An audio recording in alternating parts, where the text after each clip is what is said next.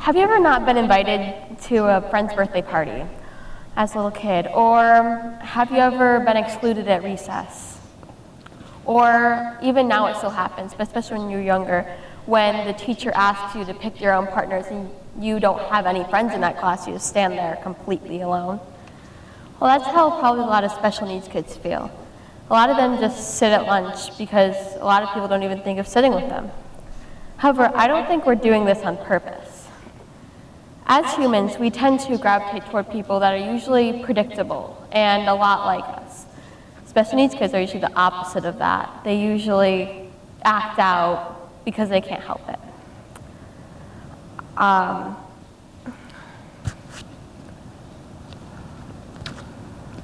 But what we need to remember is that people that are very different than us can teach us very valuable things. I grew up in a town called Arlington Heights, Illinois. It was definitely bigger than Chatham. To put that into perspective, I went to Windsor Elementary School, which is one of 7 elementary schools within that one town. Windsor was one of 4 that were equipped to handle special needs kids. This meant that a lot of them had to take taxis to school because they couldn't go to the schools closest to them, or they were driven to school. I still kind of find it odd because it's not the school closest to them for those 3 other schools. They had to go out of their way, some were even 10 minutes away, and it still kind of baffles me why people would have to drive that far. But I am very grateful that Windsor was one of the schools that were able to have special needs kids there, because I learned a lot from them. I'm going to be talking about a couple that I really made a lot of friendships with. The first one I will be talking about is one of my childhood friends named Eric. Now, Eric I met in 1st grade. He had this light brown hair and he had like glassy eyes, but I promise you, he was never crying because that kid was full of energy. He was mildly autistic. To put that more into perspective, if you walked up to him and didn't have a conversation with him, if you just like looked at him, you wouldn't think that anything was different. But then his speech and he would act out sometimes. Sometimes when we were younger, we had the option of staying in, meaning that while other kids would go outside to do the monkey bars or whatever you would do at recess. I don't know, I wasn't a fan of recess. But you could go ahead and stay in with them and you could play different games. I remember there was one, it was kind of like a bingo, and you would go ahead and roll a ball, and the ball that would pop out, they would have like a number, and you would add them up, and whoever got the highest number would win. They loved it. It was enjoyable for me too. Starting in 3rd grade, though, there was a club called Peer Helpers. This club, you would pretty much be paired up with one of your close friends, you would have to pick, and then you would go ahead and hang out with a special needs kid for usually half of recess, or maybe sometimes a full recess, so that the aide could go ahead and have a bit of a break. My close friend Hannah and I signed up for this together, and we were paired for Eric a lot of the time. I remember that we would go ahead and swing on the swing sometimes the whole entire recess. It was the best thing. But about halfway through the year, Hannah ended up breaking her arm, and so she had to sit in the office for most of the recess. So I ended up hanging out with Eric a lot of the time alone. This kind of made me uncomfortable at first. I was kind of scared because I thought, what if I run out of ideas of what to say, or what if I don't know what to do, or what if they run away from the school? That had actually happened a couple times. They actually put up a wall to prevent it now. So that really went through my head because I was just so nervous, and I was nervous for the kid and for myself. But I realized later on that like none of that happened, and I was making excuses in my head. But my friendship with Eric just grew because of this, and it was the best experience. In 3rd grade, we also had read-alouds, which meant that a parent would come in, they would read a book aloud. I remember that Eric's mom came in one time, And he was like, that's my mom, that's my mom, that's my mom. It was the cutest thing. And when he introduced Shay, he sat in her lap when she was reading. And then he came up and he introduced me to her. And she's like, are you Quinn? Oh my goodness, Kara talks about you all the time. And that got me wondering, like, I am doing a good thing, but I wasn't really thinking about it. I just was friends with him. I didn't really think that I'm like doing this like a cherry case. I was just friends with him. And it also got me wondering, like, why doesn't he have a ton of friends? Why doesn't he talk about anybody else? Why do people not become friends with someone just because of their disability?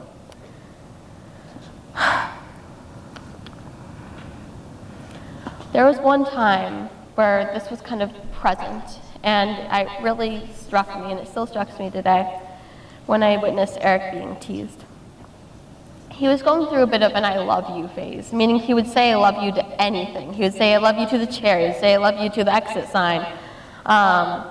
And he would say it to me on repeat, and it was so sweet. Even though I knew he couldn't help it, it was the sweetest thing.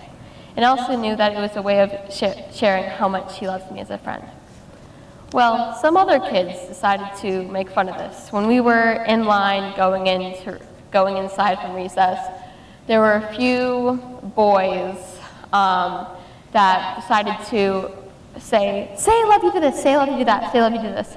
And he just wanted to be included. That's all he wanted to do, so he did it anyways. And he had no idea what he was really doing.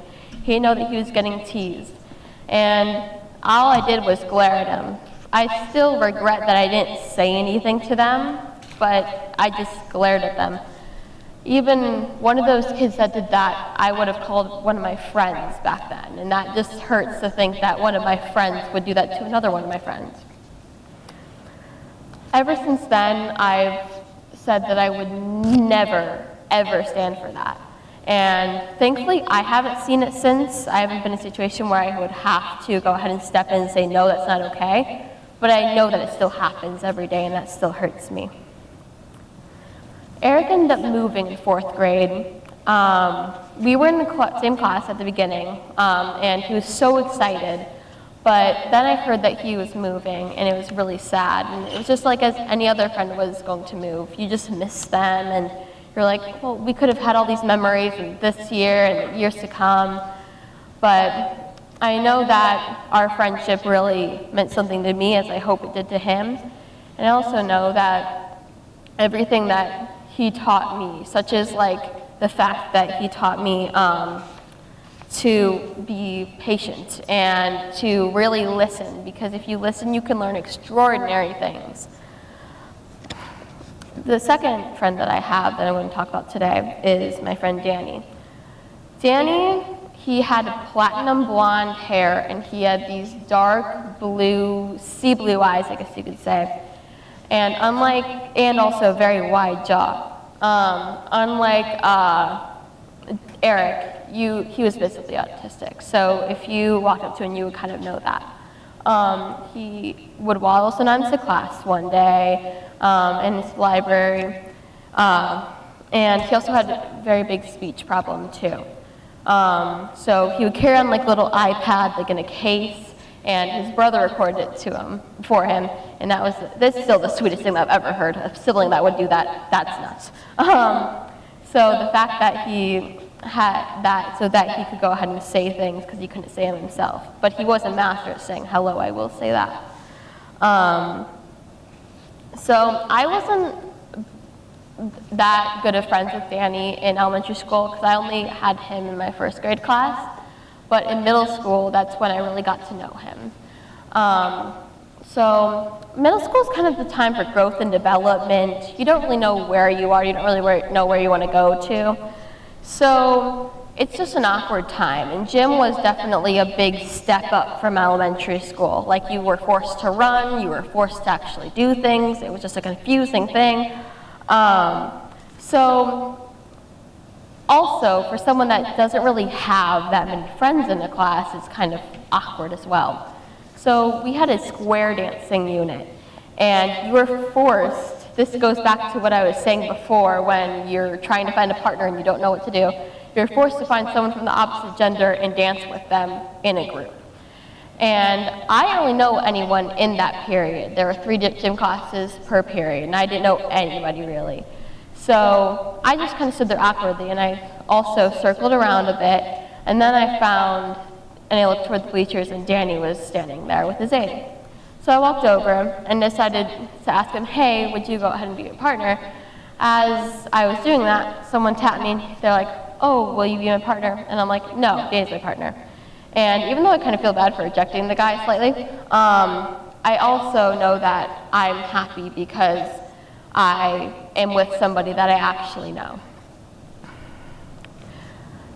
Also, at the end of it, he said thank you, which is very big for him to say, because he usually can't speak that often. So the fact that he said that, I really did take it to heart.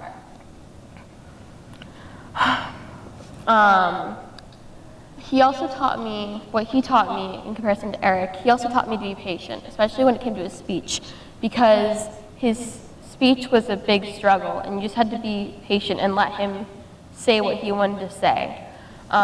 Which patience can be a tough thing to have sometimes, but I've learned to be more patient by having that friendship. Sometimes I wonder if Eric or Danny had ever taught me anything, or if I've ever taught them anything, because I know they've taught me very valuable life lessons, and I know that I really take their friendships to heart, but sometimes I wonder if they reciprocate that. So I'm wondering, do special needs kids get the same thing out of mainstream kids if they're put into the same environment?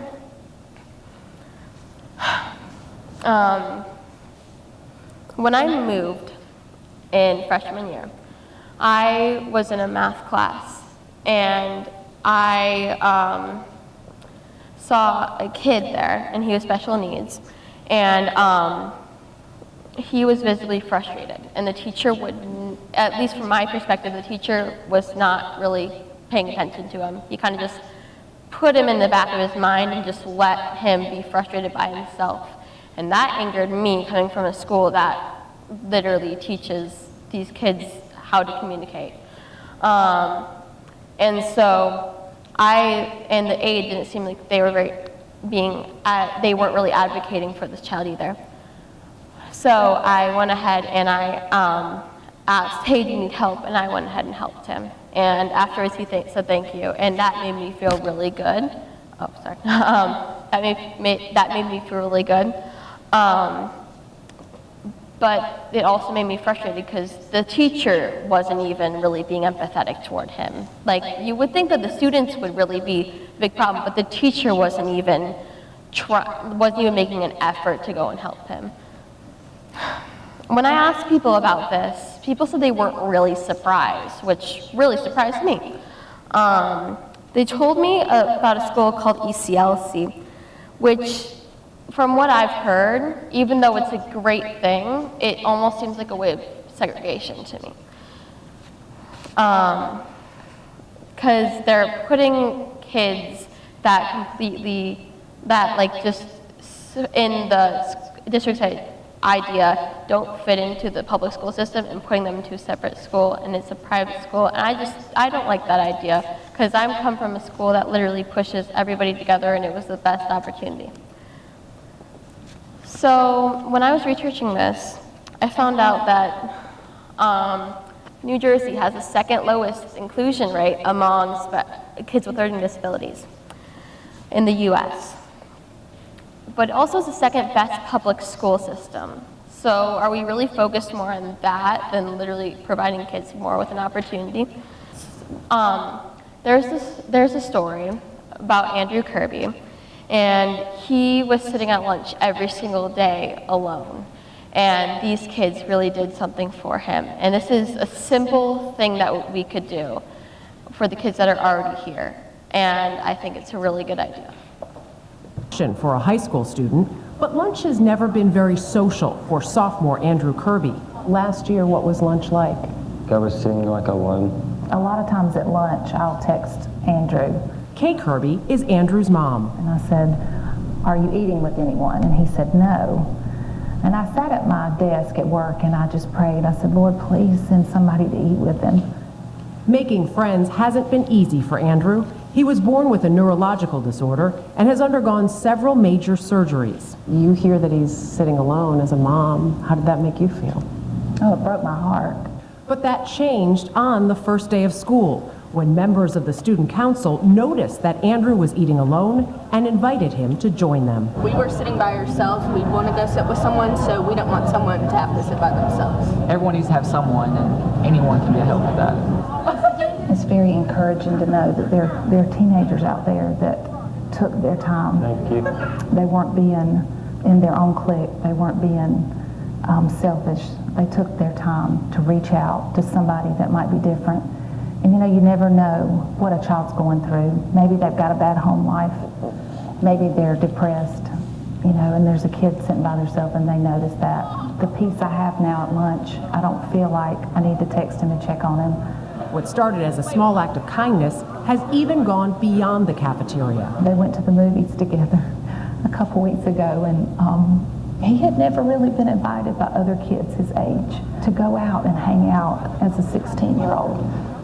What did that mean to you? Like it made me feel special that someone would ask me to go. A special gesture that would have a lasting impact. Have you been eating lunch with them every day since? Yeah. You're not hearing from Andrew around lunch anymore. No, he hadn't texted me since. For CBS This Morning, Dana Jacobson, Boiling Springs, South Carolina. Now, obviously, this is a big step to just ask somebody to sit with you. It can be sometimes a bit scary. But if you also had a club that could go ahead and help that too, which we do have here, but only less than 1/5 of the school is involved in that, that would be great. There has been fights though for something like that to happen in the middle school, and the middle and so that, but because kids won't, most of the time won't do it themselves. But the school's response is that we can't make any students sit with someone they don't want to. I also talked to someone else that thought about this, and she said that the parents are sometimes the problem too. And I was trying to think, like, how could parents really not want their kid to do something like this? Like, well, how? But then I thought, if you're sitting with somebody else, maybe the parent could be overanalyzing it. Oh, you're not friends with that person anymore. Oh my gosh, because I mean, my mom does that sometimes all the time. So I mean, I understand that. But at the same time, I think that parents kind of need to have a bit of understanding too.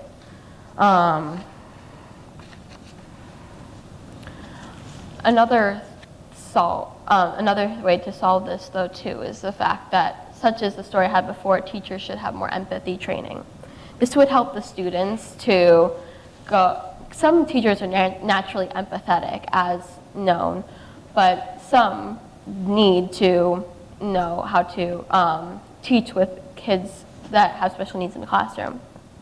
This would help mainstream students and students with learning disabilities to be able to function in the school environment. And it could also help if you taught different ways, because a lot of kids don't pick things up the same way, especially kids with special needs.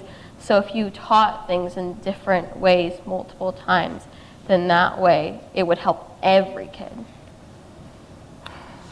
1 in 40 children are diagnosed with autism. And so because of this, shouldn't we learn how to communicate and learn with these types of children? With more students exposed, and the more open staff and students and exception among everybody will be. Everyone should be equal. Accept them as your students, accept them as your friends, accept them as people. I also talked to somebody in this club, and she said every single time that we go to ECLC, they have smiles on their faces. They're so happy to see us.